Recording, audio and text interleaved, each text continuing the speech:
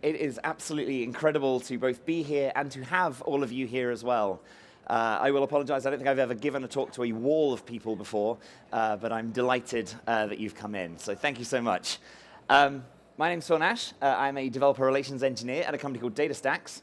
DataStax is a company that is building a platform for generative AI applications, and we have kind of two parts of that. We've got AstroDB, which is a NoSQL document store that has a vector index, really useful for retrieval augmented generation and other things around generative AI like that. And then we have Langflow, which is a drag and drop builder for generative AI applications. Makes it super easy to kind of visualize what's going on in flows, as well as to experiment with and change out components on the fly. If you want to find me, I'm Phil Nash pretty much all over the internet. I'd absolutely love to connect with you and talk more about all of that we're talking about, all of that we are covering at NDC Oslo over the next 3 days. But if you ever have any questions, please do also reach out. So 2025, I think, is the year of agents. I don't think there's too much disagreement with that at this point. We kicked off today talking about agents and how we should be using them responsibly.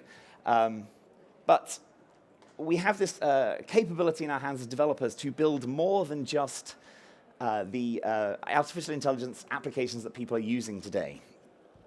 I think we are indeed. I mean, who out of us is a user of an agent kind of application, Claude or Cursor or Klein or Windsurf or most people? Cool. And you should be, and we should be experimenting with this kind of stuff. But as developers, as builders, we are more than just users, right? We are the people with the tools in our hands to change that, to build something with these applications, build something new and different. And so hopefully you're here to understand how we build with these tools and how we build agents and how we approach that today. So there's not that many slides in this talk because it's mostly code. So I'm going to show you the application that we're going to play around with today and turn from something that is completely useless into an AI agent that we can just build upon after that. That is not it. It is right there. So I have this sort of terminal level chatbot that right now is very uninteresting. Hi, NDC Oslo. It just echoes things back. Useless, but a good base because there's some history in there. I can use things again. And it's entirely based on building, so we have this, it's all based around an agent object, which we import currently from the echo agent file, which is not very good. And then we have our agent there set up, and then just as part of we get user input, and we get a response from the agent. So all the agent has to do is implement a respond function. And so yeah, our echo agent looks like this, and does not do a lot. But it's also restarting there underneath, so it's useful. And it will be the basis for all of this. So agents. What do we actually mean? What are we talking about? What is an agent? Many people have their versions of what an agent are. But I have picked a couple of definitions which I think are useful to consider as we go through this and as we are building agents ourselves. This quote is from a paper written by a team at Google back in like September 2024. It was not that long after the first tool calling, function calling models were released. And they said that a generative AI agent can be defined as an application that attempts to achieve a goal by observing the world and acting upon it using the tools that it has at its disposal. And so there are key points in there. It's trying to achieve a goal. It's observing the world. It acts upon the world, and it has tools to do so with. Jensen Huang of NVIDIA at the start of the year at CES said that agents are AIs that can perceive, reason, plan, and act. And those kind of things, I think, match up quite a lot. We've got perceive or observe the world. We've got reason and plan, which is akin to attempting to achieve a goal, and then act using tools. And so I like that at least Google and NVIDIA are in agreement about this, and so maybe we can be as well. And then what is a tool? From that same Google paper, they just describe tools as bridging the gap between the agent's internal capabilities and the external world. See, before we had models that were capable of calling functions using tools. All we had were models that were capable of creating or generating text content. Before we had tool calling agents, we did have structured data agents in which an agent could be defined as something that would return JSON that would adhere to a schema that you gave it. OpenAI particularly have structured data mode, which promises to absolutely adhere to a schema provided, which is useful and is obviously a forerunner to tools that we'll see later. Before that, we just had to kind of try and encourage the model to return us some JSON that we could use if we wanted to use that output inside an application rather than just return it to a user. And so, I like to see this is building up so quickly, it's so useful to us. If you think back, this is May 2024, it was only kind of April 2022 that the GPT 3.5 API was released, and we kind of, developers who weren't running our own GPUs first had access to an easy-to-run and easy-to-talk-to model. And so in those 2 years, we've gone from we can get text out of it to we can make it an inherent part of our application. And so an agent runtime in general, and this diagram comes in that Google paper as well, an agent runtime in general combines the model, which makes sense. We need that in order to achieve everything else. It includes the tools. These are functions that we define and we run ourselves. And then some orchestration side of things. That includes the profile, the goals, the instructions. And that kind of tends to come as the system prompt, the way we set up our model for success and direct it as to how to achieve that success. It also has some memory. Now, we're not going to particularly deal with long-term memory today, but at least short-term memory, so that we're not dealing with a model that forgets every time we ask it something, because that would make it really hard for it to understand whether it's answered its task. And then the model-based reasoning or planning. That is giving it the capability to take tools, use them, test out whether that has answered the question, use more tools, test out whether it's answered the question. We go round in a loop. And then outside of that is a user who's asking stuff and getting responses. They don't have to see inside of all this. For them, it gets to be magic, which genuinely we are in a bit of a period of programming magic, I think, which excites me a lot. It is important to note that, as I said before, we had tool calling agents. We had not tool calling agents, so not all models can do this, particularly smaller ones, or and if you're trying to run things locally, there are a few few models that are capable of performing function calling locally, but not all can. When you were describing tools, and we'll see how to do this later, the names and descriptions are important. Every bit of text that you write that gets supplied to a model at any time is all part of the prompt.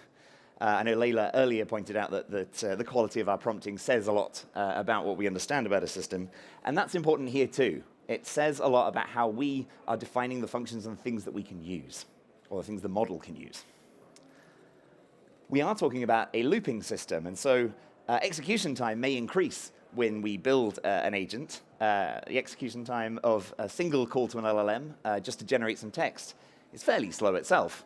But now we are giving it the opportunity to make decisions, call functions, and try again. So we are going to keep on looping around, and execution time may increase. My kind of interface to our example application today is effectively chat, but chat is maybe not the best interface for this because things may blow out in terms of time. If you've sat there waiting for your coding assistant to finish writings and stuff, it can get quite boring, even if you can see it doing a bunch of things in front of you. And then finally, when we're building these things, you don't always need an agent.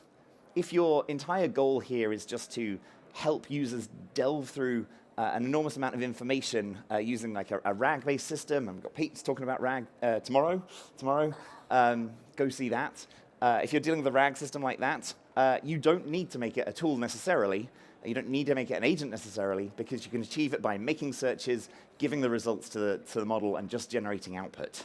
And when you don't need an agent, it's going to be cheaper and faster for you. So you can avoid these if you don't need them. So let's look at a bit of basic generation just to get our application started. I'm going to jump out of here, and actually I'm just going to pop into, this is Langflow. in the desktop version of it that I have here. Langfellow, like I said, is a really nice drag and drop way of dealing with things, and so it looks like this to build up a generative AI flow.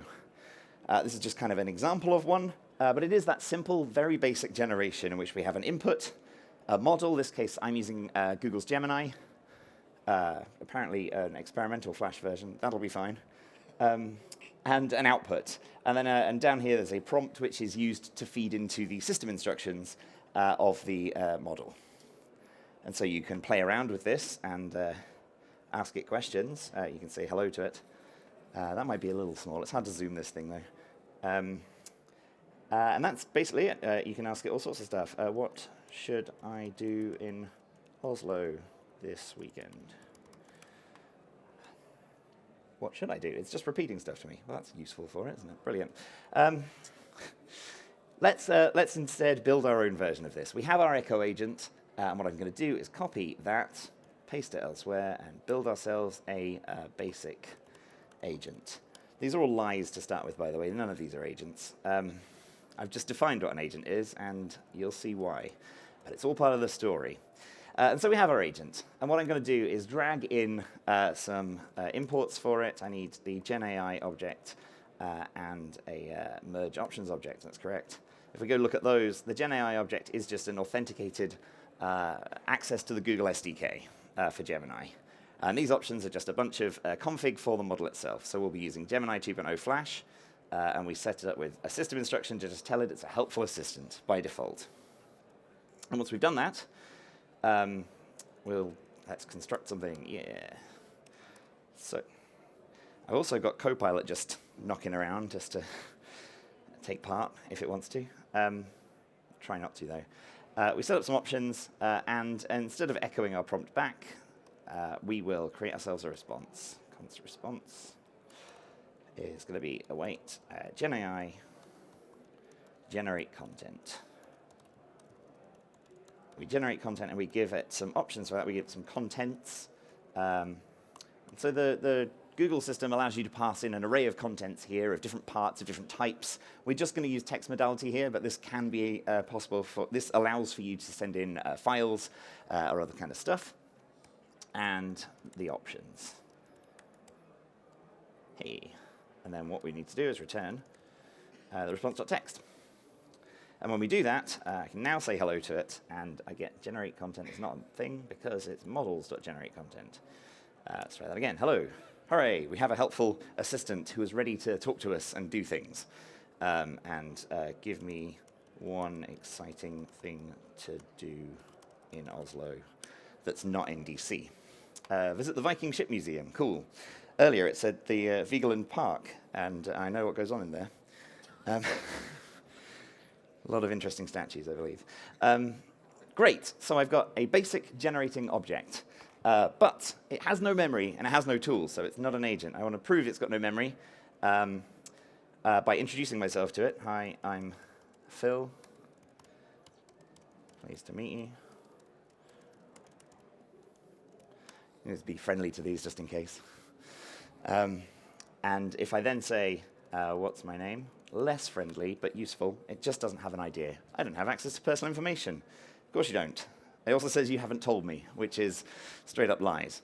But that's because we are using generate content here. It is a stateless version of using the object, using the model. Every single time we call on to generate content, we get a new response based on just a single prompt that we sent in. Now, we could do some work to change that, and we will. So it's got no memory, no tools. But let's move it on to chat, because chat is actually where we do indeed bring in memory. Chat in Langflow looks a bit different. Just to give you an idea, we have a memory chatbot. And this is kind of a useful way of looking at things. In this case, we have our input still coming in, but also we're storing messages as they come in. We also have a message history reaching into the same store, which we can add to, in this case, part of the prompt and the system prompt, which has the history in it. So it has like a whole memory set up. And when you do that, we get the chat output, and we also store the output from the model, and then it can remember stuff. if I say hello, see if it's there and not repeating itself to me. Oh, yeah, there we go, cool. My name is Phil. And when it acknowledges that, I can ask what is my name, because it's all part of the memory. Your name is Phil, thank you. Thank you, Learning 2.0 Flash Experimental. And so we've added a bit of complexity there. Thankfully, but what this is actually doing is it's storing long term. Like, it is actually using a database in the background to store our memory, and that's useful for our long-term storage of things. Meanwhile, our basic agent doesn't do any of that. And so let's do another copy and paste and make ourselves a chat agent. Chat agent copy? No. So if we make ourselves a chat agent, let's update that. This time around, we actually have some niceties in the Google SDK here. This is the one time I'm kind of going to use a useful nicety in here, because it makes a chat option available to us. It's short-term, local memory-based stuff, but it simply will allow us to store all of the messages that both we say and the model returns to us in a chat that is, under the hood, just sent to that generate content command every single time. It just builds up the memory over time, sending it to it. So I can call on this.chat to be the GenAI chats create. And in there, I'm going to pass this.options. I really should just ask Copilot to do it. And then now, instead of asking to generate content, we'll use this.chat.send message. So it gets a bit more messagey rather than generatey, which is nice. And we send it a message, which is a prompt. And that's all we need to do. So I can say now, hi, oops. My name is Phil. And it's like, nice to meet you. And I can say, you can tell me what my name is. That's how you can help. Your name is Phil. As I was testing this out earlier, it thought I was being bullied because I asked it what it thought my name was, and it was like, are you worried people are calling you something else? I didn't tell it to have a sense of humor, but there it is. Cool, so it's actually quite easy to implement memory. And really, you can see under the hood, this is just an array of messages that we send to that generate endpoint over and over again, and we just keep adding to those array of messages. So basic chat's done. We have memory, but no tools. We are still not giving this any agency at all. So let's talk about defining those tools. I like to start with a simple one, adding. This is a language model. It's not very good at adding. It tries, but every time it does, it's a guess. We know this. It's really just a probability over what the next characters and tokens that are going to be output. And so it likes to output things that could be right. It is most of the time, unless you give it very long additions that it's never seen before, but basically not good at it. Instead, we can give it a function to do so. I like helping these out. And so there's a couple of things to note about this very simple adding function. First, our parameters are sent in as an object, and that is to help fulfill the schema that this expects. And secondly, we're returning not just the answer, not just a numerical answer, but an object with the addition result. And again, all of this is prompts. All of this is text that the model is going to understand and help to know. So when we say, here's your addition result back, it goes, cool, that's the result of the addition that I wanted. And it can associate that within itself. I like to use a very short function to define, because it turns out we have a lot more work when we define the declaration for it. A function declaration, like I said as well, is part of the prompt. This is what we set our model up with when we say you are going to use these tools, and here's how you're going to do so. You have a function that's named add. It has a description that you can add two numbers together. I like to tell it to use it for accurate addition, just to let it know that I know it can't do it itself. And then we set up its parameters. And this is effectively a JSON schema for the parameters of our object that we expect. This is relatively simple because we only have two numbers. But like I said, we have to pass it an object because this schema always starts with a type of object at the top. It doesn't want you to just allow, it doesn't like to allow just a string or an integer. It wants an object. And so we describe the parameters, And then we describe each of those properties, saying they are numbers and they are the first and the second number. And we can also define like which of these are indeed required. In this case, we need both of them. But there's you could be building much more complicated functions that only need certain parameters to be set in order to start them off. And so we create this function declaration, we create our function, and then we need to use them. So there's a couple of things we set up our model with here in this case. So this example uses generate content just because that is still possible to do. You can do tool calling and stuff without that memory. It's just not as useful. It's not as agenty when it's actually in use. And then we set some config. We've got some tool config here, and Google expects, or Gemini expects, function calling config to include a mode. And that mode could be any one of three things. In this case, it says any, which means you have to use any of the functions that you've been given. You must use at least one of them. You can set it to auto, which says you can choose to use the functions you are given or not. Or you can set it to none. Never use any of these tools, just generate a response. Any is useful for that time where you do want to force it to use something, and it has to pick one of the available options. Auto is our most useful mode because it allows the model to make decisions. And then none is useful in those cases where you might want to cut it off after a number of iterations. These things can send themselves on loops, and if you want to stop that at some kind of maximum, changing the function calling mode to stop it calling more tools will cut it off from its supply of information. And then at the bottom, we give it an array of the function declarations. So we're not giving it the functions themselves, we're giving it the declarations. We're saying these are the descriptions of things that you can use. And then when we call upon it, we get our response, and that response may have a text output, which is what we've used so far. But it may also have a function calls output. If it has that, that's where we jump in and make those function calls for the model. So it is important to note and realize that the model is not going to be running code on its own, at least not in this case. It is going to ask us to run it. And that gives us a lot of opportunity to check that it's doing valid things for the user that's in charge right now, and just kind of turn it down if we need to, or ensure that it's using it securely or in the right way. This is kind of what that tool loop looks like. So once we get those function calls, so we start with a prompt. We observe, the model sort of observes and plans out what it's going to do, and then questions itself, basically saying, have I achieved this goal? If the answer to that is no, it can go, all right, I'll use my plan to pick up these tools with these arguments and ask my programmer operator to use these tools. It's our job to run the functions, or it's our program's job to run the functions. Return the results of those functions to the model, at which point it can observe the world again. It knows what it was originally asked, because it's got that memory. It knows what it's just been told the answers to what it asked were, and now it can say, have I achieved the goal? Do I know what the outcome is yet? If the answer is still no, it can go back around, call more functions, run them, observe, try again. And it can cycle through that as long as it needs to eventually achieve its goal. And once it has achieved its goal, that's where it returns with some text to say, here is the answer to our user.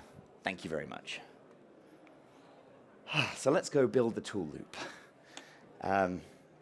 What I like about this is not that this is necessarily production code, but what it's going to show is how little code we actually need in order to achieve an agent and see it working. Before I do that, I will just take a quick peek to see. It is kind of easy if you, oops, not that one. It is easy if you want to use Langflow for this, because we have an agent object. And so this is the same flow again, almost, but now instead of the model that we were using, this is now an agent. It still has our memory setups. It still has our memory storing with the output, but this agent now has tools available to it. And so in a visual way, like I said, this is really good for experimenting with. You can add tools, take them away, change the models, change the agents you want to use, and play around with them. But let's build it ourselves. Let's go take our chat agent, copy it, and I call this one agent, because it's a real agent now, or it will be. So I'm going to change out the chat agent to a real agent. And so we've got some work to do. And that work, for the most part, starts with options. So we're going to create our options, but I'm going to add some of the agent-based options because I didn't want them to hang around earlier. So we've got this.options.config, not the system instruction. We can change the system instruction, though, that'd be good. But this is the tool config. It's either options.config.toolconfig, or we get it into function calling mode, config, and then a mode.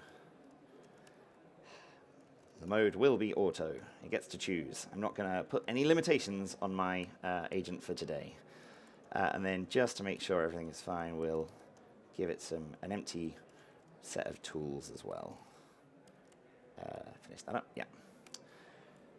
We also need to pass in the actual functions this time. I'm going to do that separately. The functions it has access to will be an object, which is the property is the name of the function. The value will be the function that gets called. And so we'll just store those as well. This stuff functions equals functions. Lovely. And then the rest of the work happens in between here, between that first response and our output.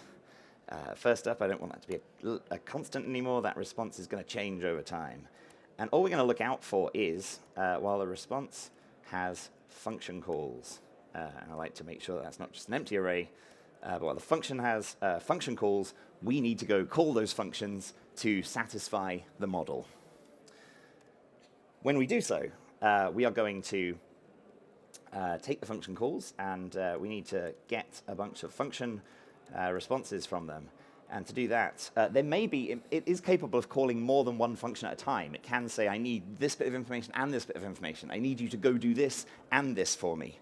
And so we will map over these with a big promise to all, which is always fun. Response.functions, function calls.map. And that will be, to make it safe, an async function. We'll just call that call. So, that and then that. So we're getting some function responses by mapping over all the function calls. And this is a horrible thing to do in TypeScript, but so this is one of the reasons I'm using JavaScript, so TypeScript doesn't shout at me during this one. But we're now going to get the names of the functions from the function calls, call them with the arguments, and get those responses. So first up, we get a name and an args out of the call. We get a function response. The name here is important because we'll use it later. And we're just going to, await this.functions calling on the name with the arguments. Nice and simple. That's kind of where the magic happens. Once we've got that, we'll return a function response object. So actually, this is a response. We're going to send back a function response object which has the name and the response. Cool. So we've got those function responses. Now we need to send it off to the model again. And to do that, that's close. We just send in a message, which is that object of function responses. So that is an array of objects with a name and a function response, or a name and a response. And that's kind of it. So now this is where the loop comes in. We get that response. If that response has any function calls again, we go around the loop and we give it more answers. If we don't have function calls that we need to call, we'll probably have text to respond to the user, and we can just give it back to them. And so all the magic happens in these 20 lines of code, and that I kind of like. So we have our agent. I can still talk to it, and it's not broken. Lovely. It's always good to check. Now we need to give it access to some tools. So what am I saying about this? We have a bunch of tools available. I've built these already because I didn't want to spend all day coding. I've got some things like a date tool. I think this is useful because the model does not know what date it is. I can prove that. What is the date today? What do we think it's going to say? It's knowledge cutoff, or it just makes it up. It's wonderful. 26th of October, 2023. I don't know. It has memory, but it still changes its mind. The knowledge cutoff of Gemini is late 2024, so I don't know why it's stuck back in October at the moment, but it's just counting up at this point. I'll fix that in a minute. We can give it a tool such as RAG. We can give it access to a database to do a semantic search on, to return content, that can then be used to answer questions. We could just use it to fetch web content. That's a useful one. That helps it get up-to-date data, up-to-date information. And we can just call APIs. Like, this function can do anything we want to. You can use it to turn lights on and off, delete databases, do whatever you want to. If you want to delete databases, that is up to you. I'll step aside from that myself from right now. But for right now, I'm going to get my date and date function declaration from my date tool, which is over here. This is the simplest one I can make. The declaration doesn't even have parameters because we don't need them. We're just asking for what today's date is. And whilst I build these for debugging purposes, I do like to tell it when it's thinking about something. A little log like that will tell me that it's thinking about stuff.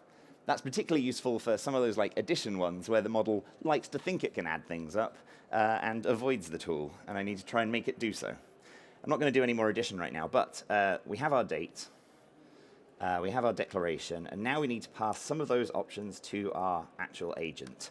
And so the config is, we got function declarations. This is where I'm going to forget stuff.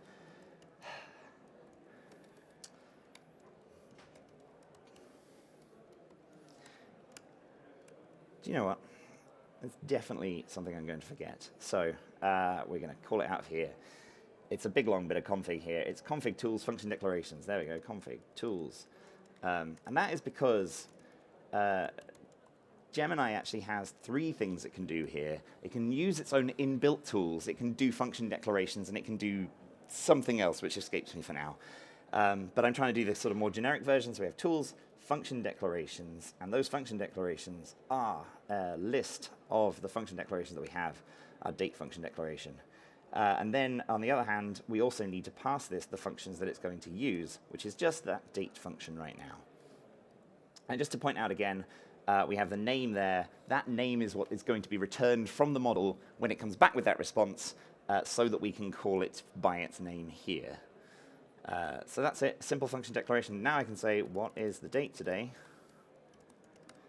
And it breaks horribly. Love it. Tools.map is not function. This is one of those things where I'm going like, yeah. Always have a backup. Got a bunch too many tools in there now, but that's easy to get rid of. I can give it an extra system instruction there as well. That's it. So it's tools, and then it's an array of objects, of function declarations with an array of function declarations, and you never remember that. You only have to write it once, unless you decide to give a talk about it. Cool. So if I go back and ask what the date is, it now thinks about it and gets the current date, and it does it in year, month, date format because I love it. It's an American-built model. It might have said anything. Cool, so we have a thing, and I can do, let's do RAG on it as well. So I set up a database earlier with a bunch of blog posts that I wrote. So they tend to be about JavaScript or Ruby or web things. And they're all stored in AstraDB here. And I have a tool I can go get, import the Phil Nash blog posts tool with the Phil Nash blog post declaration tool from, the RAG thing. And if we add those in, the declaration there, and then we'll calm it down, and then the tool itself, I can say, how would you perform gzip in Ruby? Nothing we care about today, but no, you do know that. Come on. If you are interested, I can help you find blog posts. They exist. Hold on, let's try that again. Because, of course, you can have a chat with it. Yeah, go on then. Search for it. And then it's going to think about it. No, you can. Well, why? Yeah, sure. gzip in Ruby. Now it thinks about it. Cool. Never work with children, animals, or generative AI models. It does return a blog post and use the zlib module, and that's all true. Great. So we can do agentic RAG. We can do dates. We can do fetching stuff from the web. We can call APIs. We have a model now that has memory and it has tools. It's able to make a plan and execute it, even if you have to talk it into it first. But let's go further. There's more we can do here. You didn't just want to see the easiest 20 lines of code you could write. What about multi-agent agents? I always think this is important because all agents use are tools, and tools are just functions. And that function can just call another agent. Like, why not? If you do that, actually, if you look at that in Langflow, you can indeed grab an agent, you can copy it, paste it, turn it into tool mode, and then add it to the existing agent. Oops. And when you do that, it now just has another agent, which you can give tools to do other things. And if we think about that in terms of our application here, I have this one written. There's an agent tools description here. This is a research agent. It has its own tool. It has access to a fetch tool, which can go access URLs. The fetch tool simply uses fetch and turns it into, from HTML to Markdown, cutting out a load of unnecessary tokens.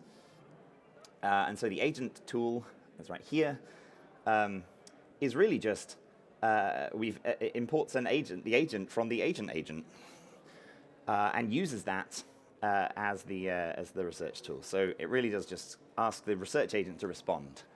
Now, I think this is interesting because this agent now doesn't have all the previous history of the conversation. It just has the prompt it's given. And it can go back and forth if we wanted to make it do that, although I haven't quite plugged that in yet. But if we make the agent tool also accessible here, what do I call that one? Research, yeah. Research tool and research tool declaration from the agent tools. Add that to our list here. And our set of functions here. We can start asking about stuff on the internet. Go find out as much as you can about NDC Oslo. Cool, so it's gone and used its agent, which is fetching stuff, and then it says NDC Oslo is a software development conference, which is correct. Is it on today? Gets the date. According to the information it has, it's scheduled for 19th to 23rd, and today's the 21st. So we now have an agent that's going out and fetching stuff on the internet for us. We have our just direct tool that is available to us to call on for a date. So multi-agent tools, not that hard. And you can just build that loop in again to send it round to allow the agents to allow other agents to keep calling functions if you wanted to. Whew. Dangerous. It's loops and loops now. It's going to get exponential, but that's the power in it, but that's also why the execution time can blow up. So multi-agent agent tools means, yeah, we can give individual agents those roles. That was a research agent I gave it there, which is separate to our friendly assistant, which is just coordinating things for us. One central agent can coordinate stuff whilst others do the work. They can also work in a workflow where a single agent does some stuff in the first place and passes its results on to the next one, which could call out to other agents as a coordinating agent or pass on to the next one, go out to the other end of the thing. Giving models like this personalities, giving them tasks and the way they are going to go about achieving those tasks means you can get different results from different agents, even if they have the same tools available. And so coordinating this and saying you've got one research agent, one shopping agent, one travel agent, you can have it do all of your work for you with one central assistant agent coordinating stuff for you. And so we just did that the wrong way around. If you've been using Claude or Cursor or Klein or one of those things, you've probably heard of MCP. And you've probably been using that to interact with your, databases, dev tools, output, all that kind of stuff. MCP is the Model Context Protocol, a currently open standard created by Anthropic, and which gained enormous amounts of popularity a weird 6 months after they invented it, because everybody kind of looked at it and went, and then some people got excited about it later. But what it means is that lots of people are building MCP servers right now, and it is a standardized protocol for agents, for MCP clients, to interact with services. It's made up of two sides. We have servers and clients, and the servers make three different things available. There's resources, which is supposedly akin to sort of a GET request. We can get static or static-ish data. tools, which are intended to actually have side effects, consequences, actual function calls, and prompts. I don't know how well the prompt side of MCP is being used yet, but its intention is to make kind of prompts available such that an agent trying to use one of the resources or tools can do so in the most effective way. I think that's kind of cool, but I don't know how well it works. And on the other side of it, you can have clients. This is like your Claude desktop or your cursor, and they interact with servers. Servers can also be clients, so you can have an MCP server that gets interacted by an MCP client that then calls on another MCP server, and again, we exponentially head off into loops and interesting stuff that can be done. But we can also build clients into our applications as well. The MCP protocol kind of makes that relatively straightforward. Certainly in JavaScript, and as well as in Python and any of the other official libraries that they've created, there are helpers to create servers, there are helpers to create clients as well. And so I can jump over to my MCP file, and I had this all commented out because it does more stuff in the background.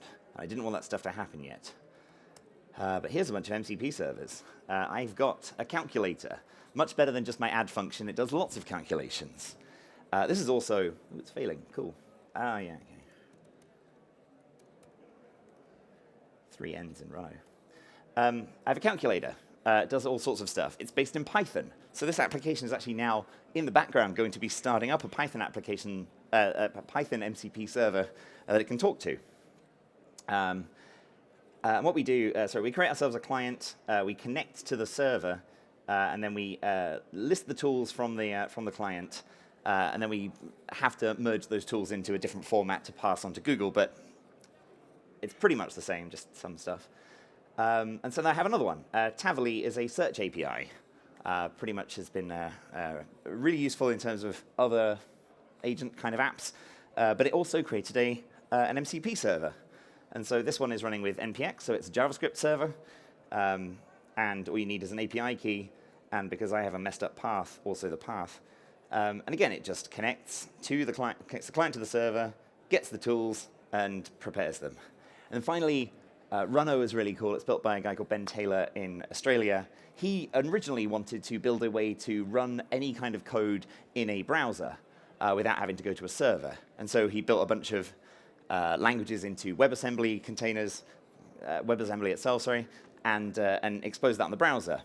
And that's cool. But then he realized he can just run that on the server side as well, and literally 3 days ago released an MCP client for this. And so the Runo client allows you to spin up WebAssembly, effectively sandboxes that can run code for you. And so we can ask a model to come up with code, run it in a WebAssembly sandbox, and not worry about the consequences. Love that. Don't run code that models give you without checking them first. And so if we do that, we now have these 3 MCP servers ready. And I can jump into here and import a lot of them. Let's go get Tavily first. So I do Tavily, actually. I'll turn off the research agent, because it's sort of both able to call the internet. And that's not as interesting when it's just requesting a URL as if do a whole search. I'll grab the Runo one as well. I really like that. Being able to run code safely. And so let's give the definition there, definitions, and then the function itself. Nope. And it's sort of started. No, it doesn't like that. What's it called? Runo tools. Yes. So MCP servers, can return more than one tool. So we're actually just going to spread those in there as well. The Tavily one specifically has 4, actually. Runo only has 1, but it's still coming out as an array. So that now works. And so I can now ask it, all right, what is the 15th prime number? And it'll have a think about it, maybe run some code. Look at that, it got 47. So it's printed out the code because it was thinking about stuff. It didn't format that code very nicely, but that's code it's sent to the Runo server, ran in WebAssembly, a WebAssembly-built version of Python, it looks like, yep, and came up with the right answer, 47. Go again, 25th. Anybody know the 25th prime number before the bot gets it? 97. Cool. You're too slow. This is it. This is why we have no jobs anymore. We can't do maths in our head. And the models now can do maths in their head via Python. We're at a loss. I've given this access to our search tool as well, Tavily, so I can tell it to, I don't know. Well, what I can do is say, tell me how Phil's blog tells me how to gzip in Ruby. Let's just keep with that one for now. And it can go and look that up, and it's done the search in the blog this time straight away, and now it might come up with quite a long blog post in response. Yeah, no. Came up with a bunch of things on how to enter CFPs. That's cool. The URL for that post is, and if I ask the URL for that post, it now uses the search. There it is. And that opens up and is a real, actual link. No, it's not. You're lying. Search for the URL. Sometimes you have to talk these things into it. There we go. Ha-ha, Tavily search. Brilliant. It's a weird query. No, it's really messed that up. Look at that. What are you doing? Fine. I'm going to give it one more option to do something. What was our other tool that we had?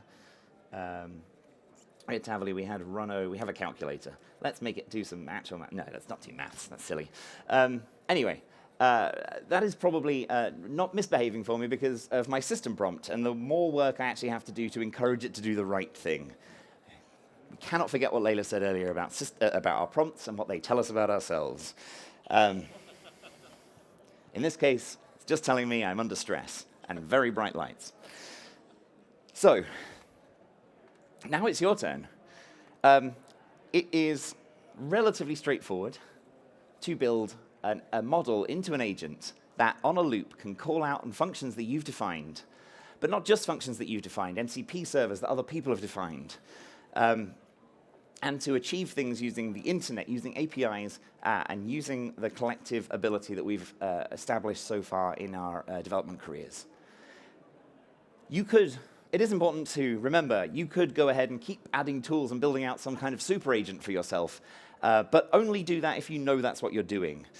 You are kind of trying to achieve the same outcome that ChatGPT and that Claude are trying to do, and that is big things to go up against. It's much better to consider our users, to consider the business problems that we're focused on. And if I sound like I'm echoing Layla from earlier, I absolutely am. Using these models, using these agents, we can achieve things faster and better for people, and that is what we have to keep our eye on. Don't build too many tools for them. Just give them the opportunity to have value and survive. Don't build too many tools for them is actually a really important point. Google specifically says 20 to 30 tools is probably the upper limit for what it can deal with, and this is another reason to be able to build multi-agent tools so that one agent can kind of handle an area of concern and another can do something else. But yeah, take everything that people have built, the MCP servers that are out there. There's an MCP registry I found just the other day that had 13,000 registered MCP servers. There is so much you can do with these things. And so hopefully this has been interesting, and you've seen a little bit about how to actually go ahead and build yourselves an AI agent. Again, my name's Phil Nash. I'm a developer relations engineer at DataStax. I'm around for the rest of the week, and I would absolutely love to hang out with you and talk more about agents.